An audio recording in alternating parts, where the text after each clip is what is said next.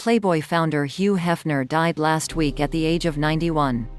While its pictures were undoubtedly the magazine's primary attraction, the so-called Playboy interview remains its second most popular feature.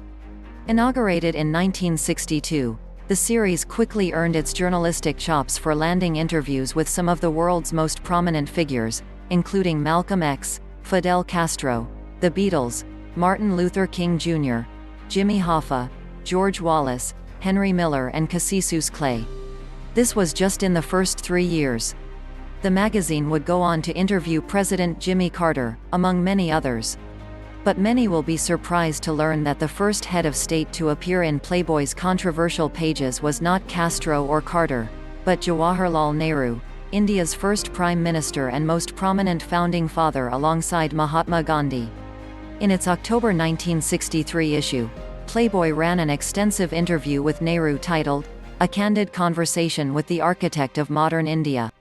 In it, Nehru expounded exhaustively on a wide range of topics, including his views on nuclear weapons, the weaknesses inherent in democracies, Cold War politics and international relations, the corrosive impact of materialism on society, world religion, the country's explosive population growth and his vision for India's future in a rapidly evolving world.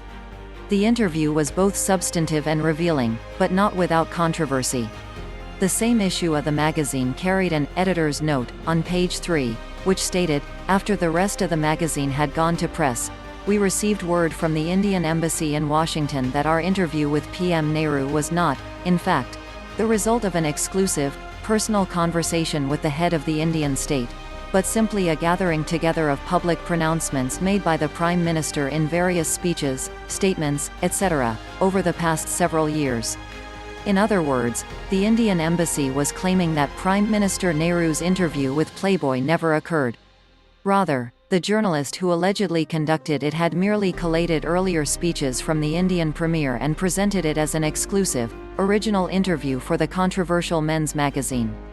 The same editor's note, however, disputed the Indian Embassy's assertion, noting, "The Nehru material was submitted to us by a well-regarded journalist publisher who has previously conducted numerous similar interviews with famous personages all over the world.